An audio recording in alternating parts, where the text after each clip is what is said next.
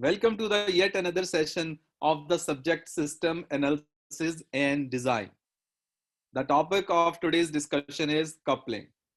In our previous lecture, we have already discussed the definition of the coupling and the types of the coupling. Just to refresh, coupling can be defined as the degree of independence between two modules. तो हमारा जो main motive रहता है that is to keep the coupling low. तो सबसे पहले coupling होती क्या है? Degree of interdependence between two modules, दो डिफरेंट मॉड्यूल्स के बीच में डिग्री ऑफ इंटरडिपेंडेंस कितनी है. और हमारा हमेशा जो टारगेट होता है, ऑब्जेक्टिव होता है, that is to keep the coupling low. इससे हम रिपल इफेक्ट से बच सकते हैं और इसके अलावा designing, implementation, testing, fault detection, ये सारी चीजें बहुत इजी हो जाती हैं. Then we discuss the types of coupling. Coupling can be of three types: normal, common, and content. Normal coupling can further be categorized into three subcategories: data coupling, stamp coupling, and control coupling. तो आज का हमारा जो main topic रहेगा, हम ये discuss करेंगे कि what is this normal coupling and its subcategories, what is common coupling, and what is content coupling. Let's start the discussion with the normal coupling first of all. Two modules A and B are normally coupled if A calls B and B returns to the A, and all the information passed between them is by means of parameters presented with the call itself. तो normal coupling means हमारे पास दो modules हैं. Let's suppose A and B. A will call the B, and after performing the processing, B will reply to the A, and all the communication will be happen through the parameter passing. So parameter is basically a special variable that is used to pass the data. तो A और B को हम normally coupled कह सकते हैं जब A B को call करेगा और B रिटर्न करेगा A को, और उनके बीच में जो भी कम्युनिकेशन होगी it will be in the form of parameters. The normal coupling can be of three types: data coupling, stamp coupling, and control coupling. तो सबसे पहले डिस्कस करते हैं नॉर्मल कपलिंग.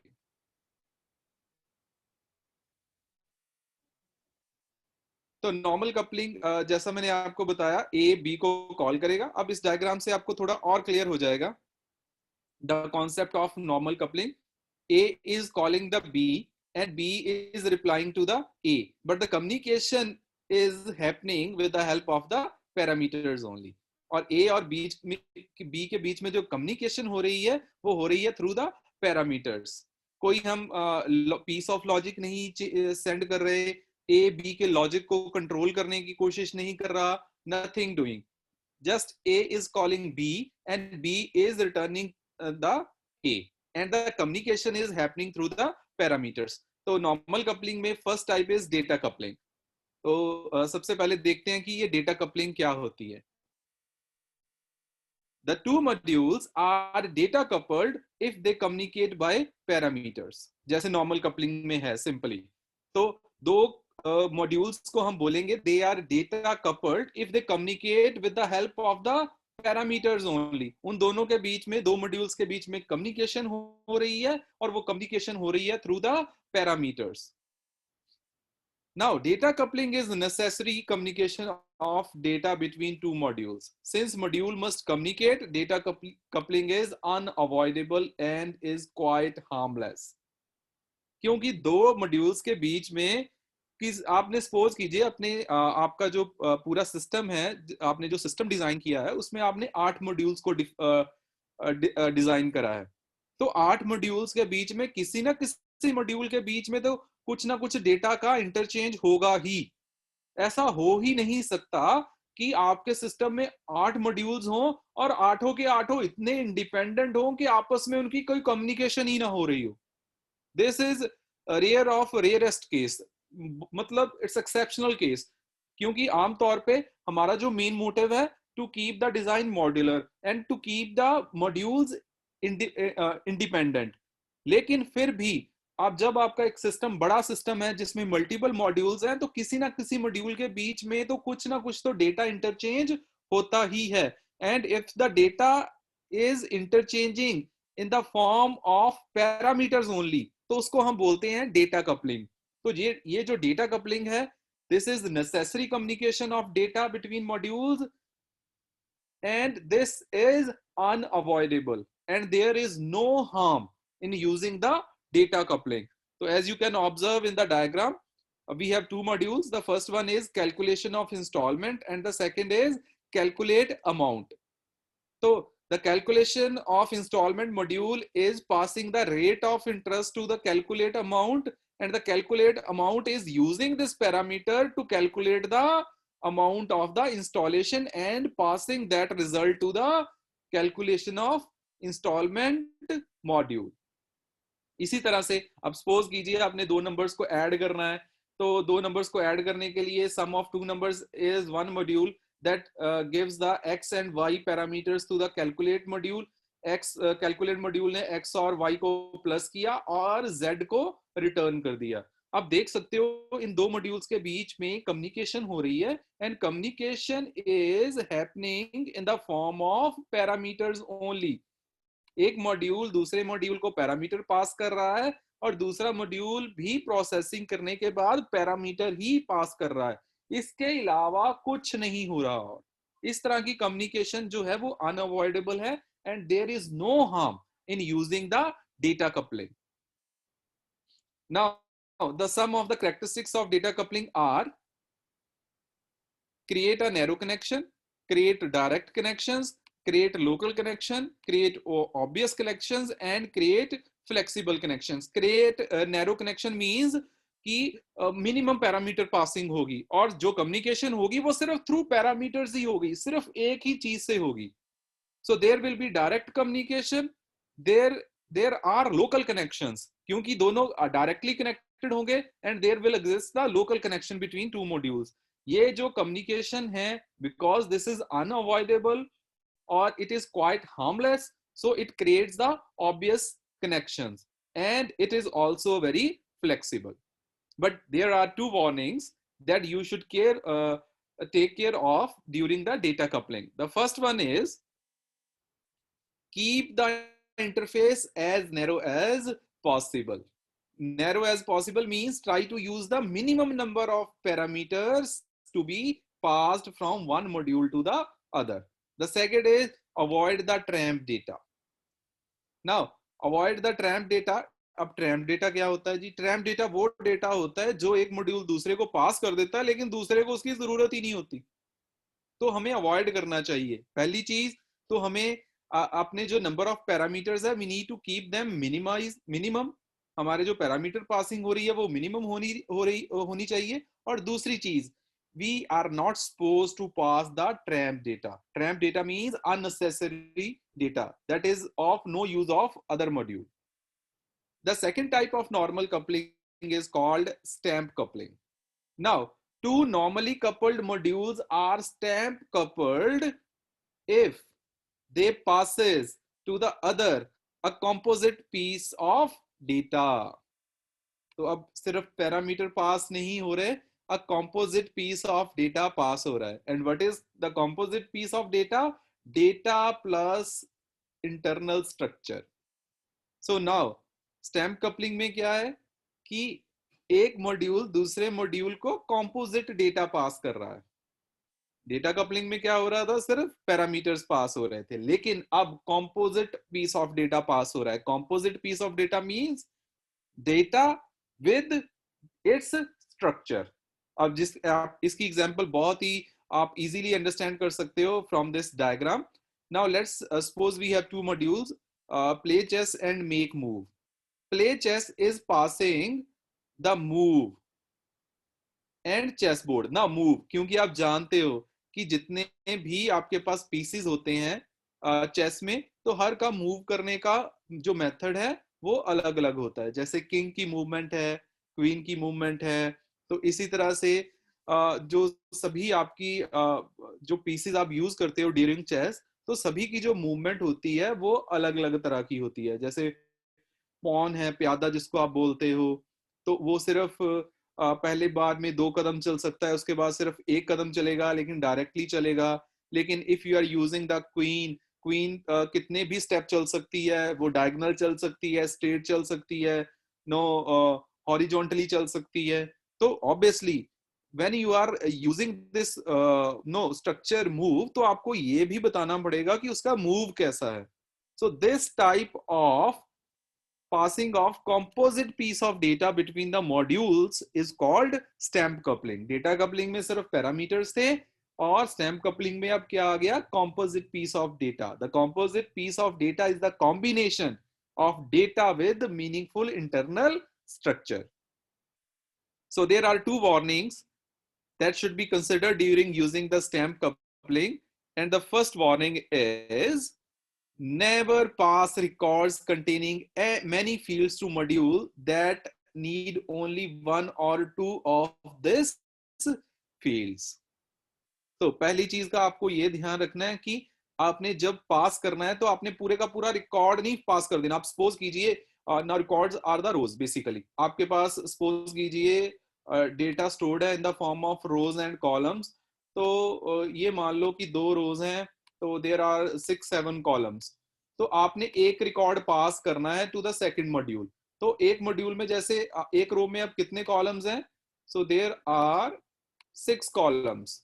तो आपको ये सारे के सारे कॉलम्स पास करने की जरूरत नहीं है। रिकॉर्ड के सिर्फ उतने कॉलम पास कीजिए जितनी जरूरत है। अगर 2 कॉलम्स की है तो सिर्फ 2 कॉलम्स कीजिए, अगर 3 की है, 4 की है, 5 की है, तो सिर्फ उतने ही यूज कीजिए। ये ना हो कि आप सारे का सारा रिकॉर्ड पास कर दो जिसमें मल्टीपल कॉलम्स हैं और उनमें से बहुत सारे कॉलम्स ऐसे हैं जिसकी जरूरत ही नहीं है सेंड करने की। The second is use bundling data. Now, what is this bundling data? This is basically artificial data structure.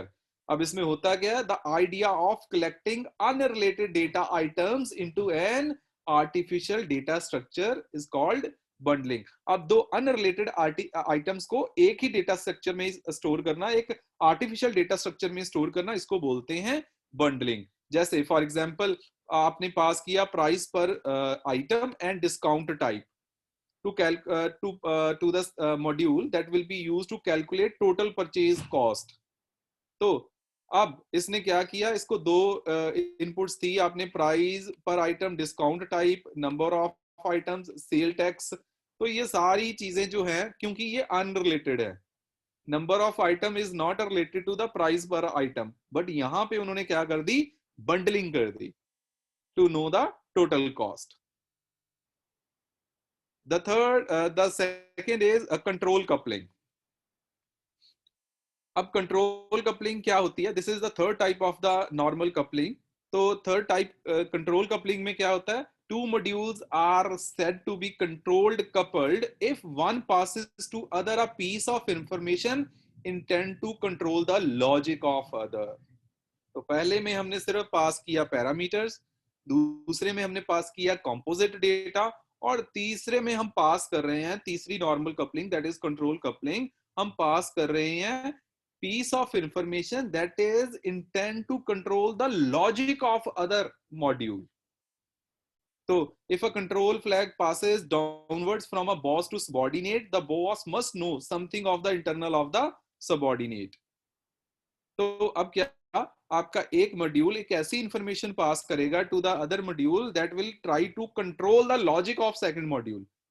अब ये चीज नहीं होनी चाहिए, हमें इसको I mean we need to avoid this thing. क्योंकि अगर आप ऐसा करोगे तो मल्टीपल मॉड्यूल्स, अगर सपोज करो कि देयर आर मल्टीपल मॉड्यूल्स जो एक्सेस कर रहे हैं सेम मॉड्यूल को, तो उससे क्या दिक्कत हो जाएगी कि हर जो मॉड्यूल अगर आप अलाउ कर दोगे तो सभी उसके लॉजिक को कंट्रोल करने की कोशिश करेंगे, और अगर ऐसा होगा तो it will affect the performance of the system, क्योंकि ये अपने आप से हिसाब से कंट्रोल करेगा, ये अपने हिसाब से कंट्रोल करेगा।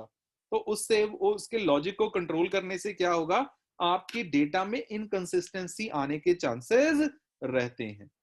सो we need to avoid this control coupling. So there are 2 warnings of control coupling। The first one is hiding all kinds of flags is harmless, but it tends to hybrid coupling। तो hybrid coupling में क्या होता है जी, Hybrid coupling results from the assignment of different meanings to different part of the range of the piece of data. तो ऐसा होगा तो हर जो मॉड्यूल है वो अपने हिसाब से कंट्रोल करता रहेगा लॉजिक को, जिसके लिए हर मॉड्यूल के लिए एक ही चीज का मीनिंग अलग अलग हो जाएगा, इनकंसिस्टेंसी आ जाएगी डेटा में, जैसे मैंने आपको ऑलरेडी बताया। और हाइब्रिड कपलिंग से क्या होगा, इनडायरेक्टनेस आ जाएगी, वेगनेस आ जाएगी, and in some cases inflexibility will also be introduced. So we need to avoid this thing कि कोई एक मॉड्यूल दूसरे मॉड्यूल के लॉजिक को कंट्रोल करने की कोशिश करे। The second type of the coupling is called common coupling. तो common coupling में क्या होता है, when two modules are said to be common coupled if they refer to the same global data area. अब सेम ग्लोबल डेटा एरिया क्या चीज होती है, ग्लोबल वेरिएबल्स क्या होते हैं, that are available to all the modules. ऐसे variables, global variables are those variables that are available to all the modules, available to all the modules. तो ऐसे मॉड्यूल्स जो अवेलेबल होते हैं फॉर ऑल द मॉड्यूल्स, ऐसे variables जो available होते हैं फॉर ऑल द मॉड्यूल्स। तो ग्लोबल वेरिएबल्स जैसे आप सी में जब यूज करते हो, सी में तो क्या देखते हो कि आपने अगर ग्लोबल वेरिएबल डिफाइन कर दिया तो कोई भी फंक्शन उनको यूज कर सकता है। तो वही चीज है जी बिल्कुल कॉमन कपलिंग में। कॉमन कपलिंग में क्या होगा, two modules are common coupled if they are referring to the same global data area. दो मॉड्यूल्स को हम कॉमनली कपल्ड कहेंगे अगर वो क्या कर रहे हैं, वो सेम ग्लोबल डेटा एरिया को रिक्वेस्ट कर रहे हैं। तो अब जैसे आप यहाँ पे इस डायग्राम में देख सकते हो, there are two modules, find item and find item name and remove stock, and they are referring to the same global variable that is item table. तो एक जो है जी फाइंड करने की कोशिश कर रहा है, दूसरा रिमूव करने की। तो अब इसने क्या किया, इसने रिमूव कर दिया, उसने फाइंड की रिक्वेस्ट भेज दी। तो अब वो फाइंड करने की कोशिश करेगा जो चीज अवेलेबल ही नहीं है। तो we need to keep this thing minimum, हमें ये चीज को अवॉइड करना है। दो मॉड्यूल्स को सेम ग्लोबल डेटा एरिया को रेफर करने से हमें बचना है। कुछ अब कौन से रीजन है जिसके कारण common coupling is not no it is it need to be avoided, क्यों इसको अवॉइड करना चाहिए या क्यों ये यूज नहीं करनी चाहिए। तो पहला जो रीजन है to avoid the common coupling is a defect in any module using a global data area may show up in other module using that global data। तो अगर किसी एक ग्लोबल डेटा एरिया में कुछ दिक्कत आ जाएगी, दूसरा मॉड्यूल जो उसको यूज कर रहा है ऑटोमेटिकली उसमें भी प्रॉब्लम आ जाएगी। Global data is referred by the explicit name. तो इम्प्लिसिट और एक्सप्लिसिट दो ही चीजें होती हैं। आई गेस आपको क्लियर है मीनिंग, क्योंकि आप ऑलरेडी प्रोग्रामिंग लैंग्वेजेस सी, सी प्लस प्लस और पाइथन कर रहे हो। तो ये जो ग्लोबल डेटा होता है, they are always referred by the explicit names. So this is really a big problem. The third is it introduces an odd kind of remoteness into the system. Remoteness तो आएगी obviously, एक module जो अपने बाहर किसी data को refer कर रहा है तो it will bring the remoteness in your system। क्योंकि होना तो यही चाहिए कि कोई दो मॉड्यूल्स नहीं होने चाहिए जो सेम किसी ग्लोबल एक्सटर्नल डेटा को रेफर करें। The fourth is it is difficult to discover which data must be changed if module is changed। तो ये ट्रैक करना बहुत मुश्किल हो जाएगा कि कौन सा डेटा चेंज हुआ है अगर कोई मॉड्यूल में चेंज आ गया है। The fifth is programs with lot of global data are extremely tough to maintain। अगर आपके प्रोग्राम में बहुत सारे ग्लोबल वेरिएबल्स होंगे, बहुत सारा ग्लोबल डेटा होगा, तो इसको मेंटेन करना मुश्किल हो जाएगा। The sixth is global areas may sometimes be drastically abused as the instance when different modules use the same area to store quote different piece of information। तो कोई किसी चीज के लिए यूज कर रहा है, किसी और चीज के लिए यूज कर रहा है, तो it will bring the it will bring the vagueness in your entire system। So these are the disadvantages of using the common coupling. And the third type of the coupling and the worst type of the coupling is called content coupling. ये सबसे worst type of coupling है. और अब क्या होती है? Two modules exhibit content coupling. दो modules exhibit मतलब show करते हैं, reveal करते हैं content coupling if one refers to the inside of other module anyway, or when one module refers or changes the logic of another module. अब एक module जब दूसरे को रेफर ही नहीं करता, उसके लॉजिक को भी चेंज करने की कोशिश करता है. This is called content coupling and this is the worst type of the coupling. एक मॉड्यूल ने दूसरे मॉड्यूल का फंक्शन ही चेंज कर दिया, तो फिर इंटरडिपेंडेंस कहां रह गई जी? अगर एक मॉड्यूल ने दूसरे मॉड्यूल का फंक्शन ही चेंज कर दिया तो फिर इंटरडिपेंडेंस कहां है? So that's why this content coupling is called worst type of coupling. अब असेंबली में इसको यूज करने की जरूरत पड़ती ही पड़ती है, but due to the content coupling, maintenance programmers does not have freedom to change the code of one module because that change may affect another module. अगर आप एक मॉड्यूल का की फंक्शनैलिटी को चेंज करने की कोशिश करोगे तो आपके लिए बड़ी दिक्कत हो जाएगी. पता नहीं उसके कारण किसकी फंक्शनैलिटी चेंज हो जाएगी, क्योंकि वो दूसरे किसी और मॉड्यूल के फंक्शन को, लॉजिक को मैनिपुलेट कर रहा होगा. So this is the worst type of the content coupling when one module is try to change or refer the logic of the other module. So this is called content coupling. तो आज का जो हमारा lecture था, जो हमने discuss किया, that is normal coupling. Normal coupling में क्या होता है कि एक मॉड्यूल और दूसरे मॉड्यूल एक को कॉल करता है और दूसरा मॉड्यूल उसको रिटर्न करता है, और जितनी कम्युनिकेशन होती है वो होती है थ्रू पैरामीटर्स. तीन तरह की होती है. Data coupling. डेटा कपलिंग में दो मॉड्यूल्स के बीच कम्युनिकेशन होती है थ्रू द पैरामीटर्स ओनली, और इसके अलावा कुछ नहीं पास होता. उसके बाद हमने डिस्कस किया स्टैम्प कपलिंग. स्टैम्प कपलिंग में हम composite piece of data pass करते हैं from one module to the other module, means data with internal structure. The third is control coupling, when we will try to control the logic of the other module. Then common coupling. Common coupling is the second type of coupling. इसमें क्या होता है कि when two modules refers the same global data, that is called common coupling. और उसके बाद हमने देखा content coupling. Content coupling means when one module tries to refer or tries to change the logic of another module. That is called content coupling. बस आपको एक चीज थोड़ी सी याद रखनी है. As you are moving from normal coupling to the content coupling, you are moving from best to the worst.